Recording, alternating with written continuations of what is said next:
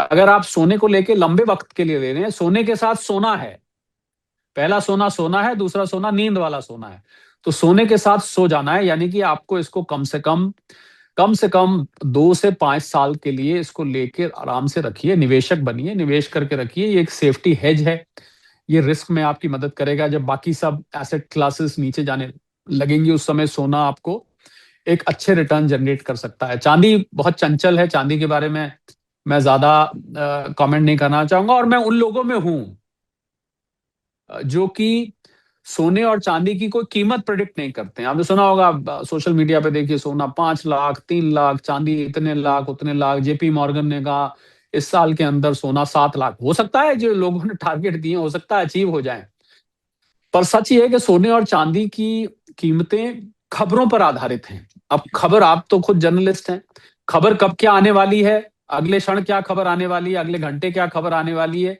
ये किसी भी व्यक्ति के बारे में प्रेडिक्ट करना कठिन है। तो जब खबरों का प्रेडिक्ट करना कठिन है, तो हम सोने और चांदी की कीमत इस साल के अंत में इतनी होगी, 6 महीने बाद इतनी होगी, 2 महीने बाद इतनी होगी, 2 साल बाद इतनी होगी, मुझे लगता है ऐसी ऐसी भविष्यवाणियां करना और एक कीमत डालना ठीक नहीं है। हाँ, आप ये जरूर कर सकते हैं कि आप ये पता लगा सकते हैं कि क्या ये कीमतें ऊपर जाएंगी या नीचे जाएंगी। और वो किस आधार पर पता लगाएंगे? ये जो फैक्टर्स है, जियो इकोनॉमिक फैक्टर्स हैं, जियो पॉलिटिकल फैक्टर्स हैं, सट्टेबाजी कितनी हो रही है, और ये ज्यादातर फैक्टर्स अंतरराष्ट्रीय हैं। ये खबरें आपको भारत की खबरों की, जो 100 खबरें भारत की फटाफट चलती हैं टीवी पर अन्य जगह, उसमें आपको ये खबरें नहीं मिलेंगी। ये खबरें आपको खंगालनी पड़ेंगी, ये खबरें आपको निकालनी पड़ेंगी। मैं उम्मीद करता हूं कि स्टेट मिरर ऐसी खबरें लोगों तक लाता है जो अंतरराष्ट्रीय होती है, क्योंकि सोना और चांदी अंतरराष्ट्रीय कमोडिटीज हैं।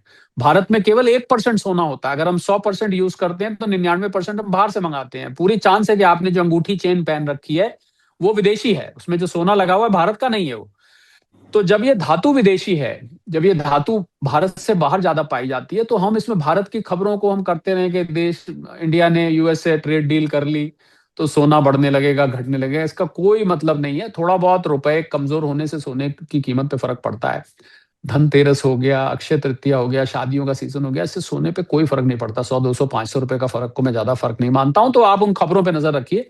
अगर आप सोने और चांदी की कीमतों को खुद ही प्रेडिक्ट करना चाहते हैं, बगैर किसी ज्योतिषी के, बगैर किसी आर्थिक विश्लेषक के, बगैर किसी फाइनेंस एक्सपर्ट के, आप खुद ही उसका विश्लेषण कर सकते हैं। जी सर, दूसरा सवाल मेरा ये रहने वाला है कि ये तो आपने बड़े आसानी से और आसान भाषा में बता दिया कि किस तरीके से जो है आप खुद प्रिडिक्ट कर सकते हैं। अगर आप खबरों से वास्ता रखते हैं, रोज आप खबरें देखते हैं इंटरनेशनल, क्योंकि मेनली जो है सोना बाहर से ही आता है, तो आप खुद प्रिडिक्ट कर सकते हैं। लेकिन अब शादियों का सीजन चल रहा है और भारत में 2 से 3 महीने साल का अगर छोड़ दें तो शादियों का सीजन चलता ही रहता है।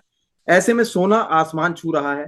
आदमी 10 कैरेट, 12 कैरेट या 24 कैरेट सोना खरीदे तो इन्वेस्टमेंट के पर्पज से कैसा रहेगा और फैशन के पर्पज से कैसा रहेगा? देखिए, कम कैरेटेज का सोना तो ऑर्नामेंटल वैल्यू ही रखता है। आप अगर 9 कैरेट, 14 कैरेट, 18 कैरेट का खरीद रहे हैं, पहली बात तो ये पता होना चाहिए आपको, कम कैरेटेज के सोने में थोड़ा पीलापन और चमक कम होती है। मुझे तो परख है कि बता सकता हूं कितने कैरेट का है, मेरे सामने लाया जाए, पर हर व्यक्ति इसको नहीं बता सकता है। तो आजकल अच्छी पॉलिश भी हो जाती है, कुछ पीतल की चीज भी कई दफे दूर से आप देखें तो सोने की लगती है, जब तक आपको कोई बताए नहीं पीतल की है, दूर से देखेंगे।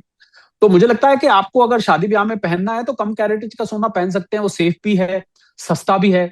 आप एक एक सेट की जगह 2 सेट ले सकते हैं, 2 चूड़ी की जगह 4 चूड़ी पहन सकते हैं।